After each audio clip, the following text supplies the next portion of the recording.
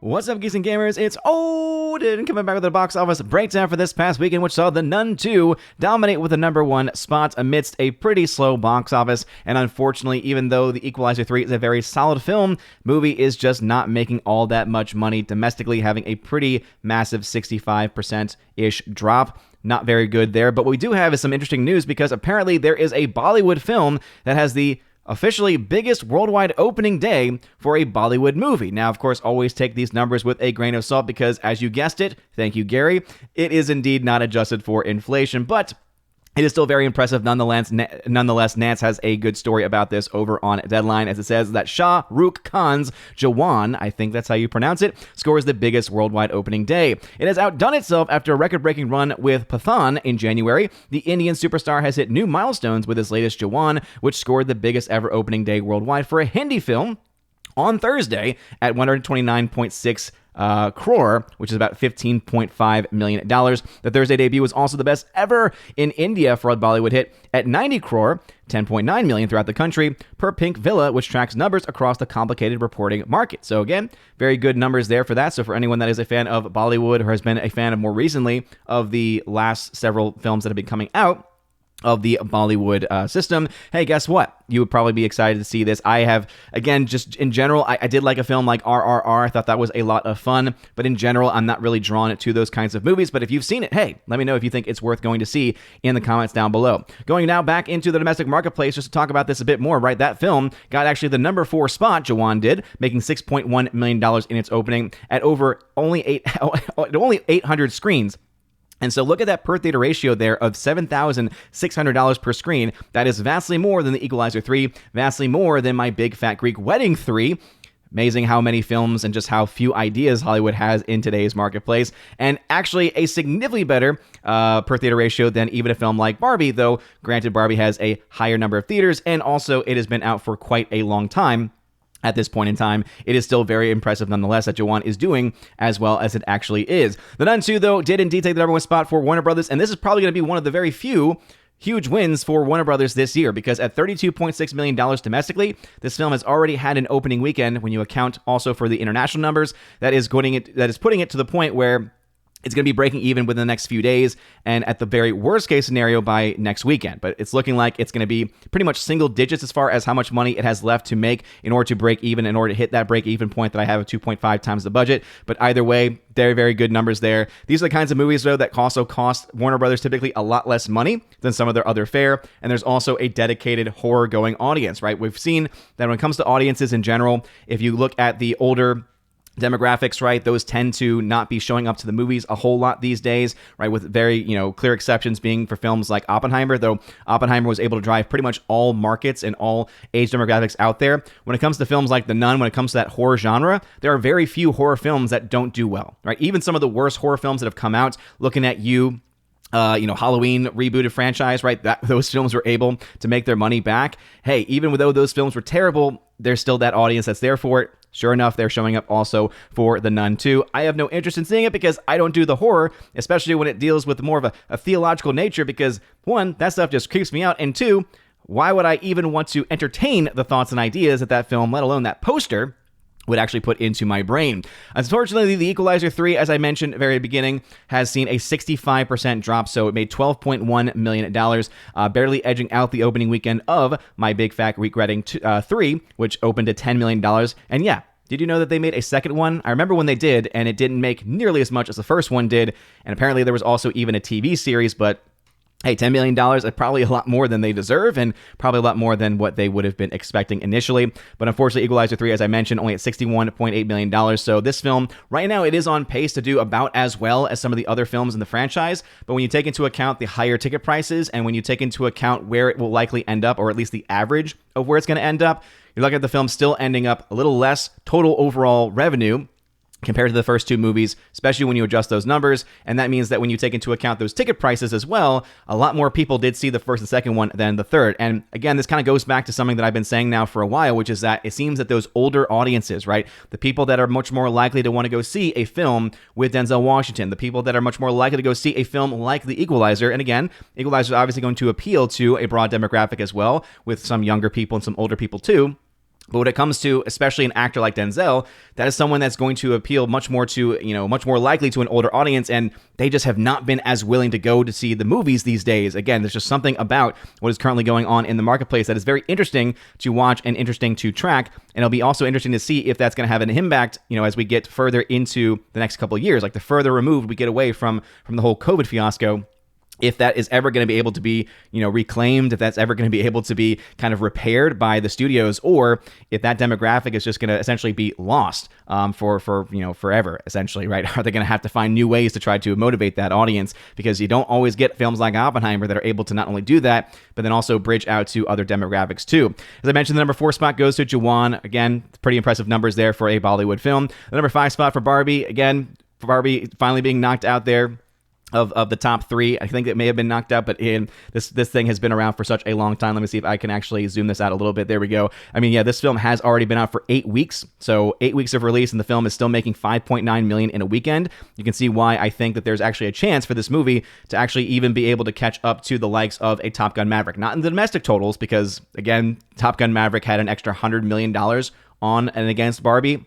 And I don't think that it has that much, gas left in the tank domestically, if it's only making around $5.9 million $5.9 million in a weekend. But I do think that internationally, it might be able to make more internationally, a lot more internationally versus Top Gun Maverick. So that is still very much on the table. I have a fuller box office breakdown over on my channel. Let's go ahead and dive into those numbers for those top 5, right? So the Nun II opened at $85.3 million with around a $40 million budget or so. Yeah, that's definitely a very, very good performance there. This is coming from the same creators, the greatest evil in the Conjuring universe. So this is yet another spin-off of these Conjuring movies. It's amazing how many spin-offs and how many, how much world building that they've been able to do within this universe. But hey, apparently people are wanting to go see it. And I could see how, if you like being scared and if you like being terrified, especially of this more like demonic element stuff, that poster I think kind of screams to you. For me, I scream and I go away from it. Equalizer 3 at $107.6 million. Again, I really want this film to succeed. I think that it deserves to be seen, especially if you are a fan of the other films. Denzel, of course, is what raises this to be something other than what it could be. And I think that might ultimately be one of the reasons why. If you're not a huge fan of Denzel Washington, or if you don't just generally like him, you may not be driven to go see this movie. And I will say, the entire franchise kind of suffers from this as well, that it is, again, entertaining and fun, but it's mostly because of him.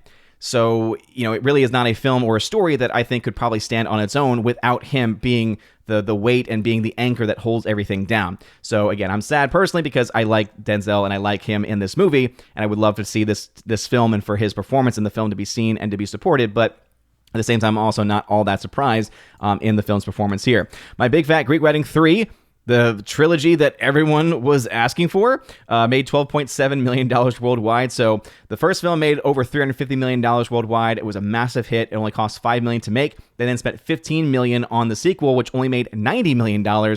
This film looking like it will probably be the lowest grossing of the franchise, if I had to guess.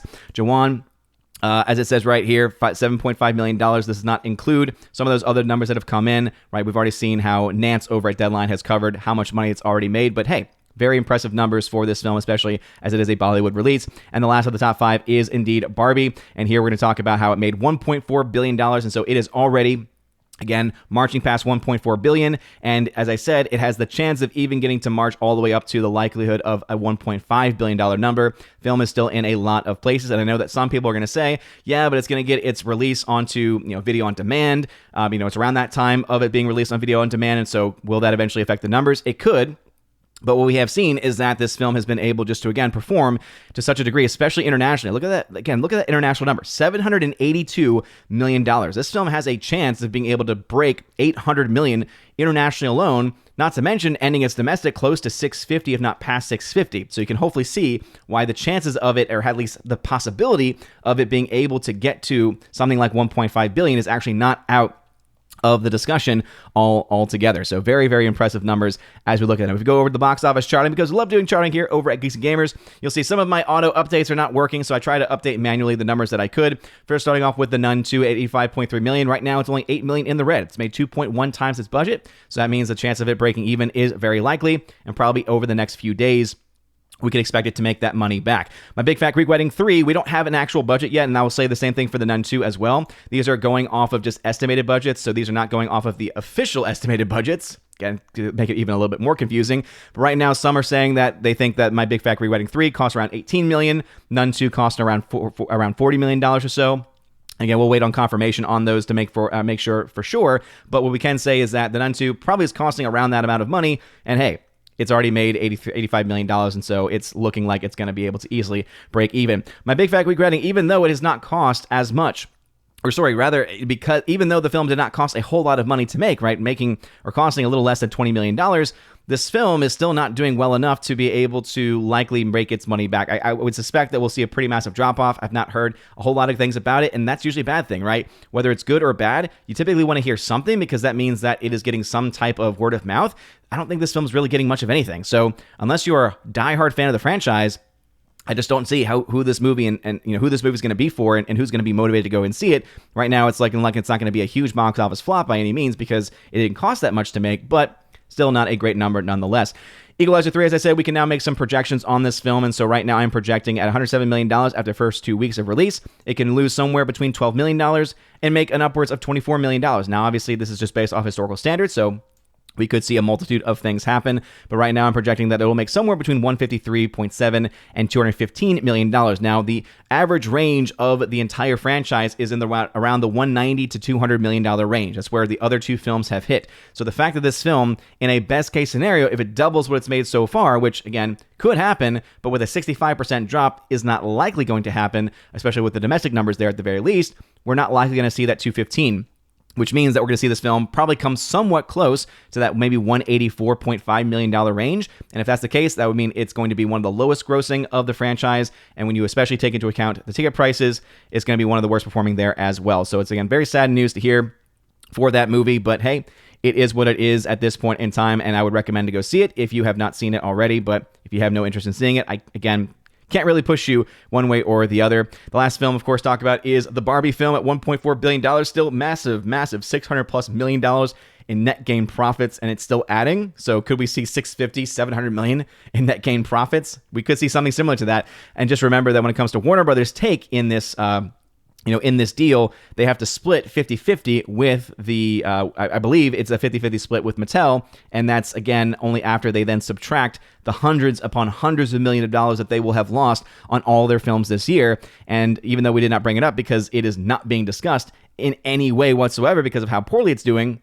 Blue Beetle at $114 million means currently that film is sitting at a $100 million loss, and it's not doing any better. It's not making a whole lot extra money. It is pretty much, going into that slow death roll at the box office. And so we can pretty much guarantee that will be a $100 million loss for Warner Brothers. And hey, couldn't happen to a nicer studio. But those are the numbers as they stand. What are y'all's thoughts on any of these films we talked about? Did you see the Nun 2? Did you see My Big Fat Greek Wedding 3? Equalizer 3? Any of those films? And also, what are your thoughts about Jawan? Again, some people might have some interest in going to see it. And if you think it's good, please let me know in the comment section down below. If you like this video, smash that like button. Whatever it is you're watching, smash it. Make sure you have that bell to notify yourself whenever we go live on the channel or upload a new video. You guys are all amazing and beautiful people. Have a wonderful rest of your day. And as always, God bless.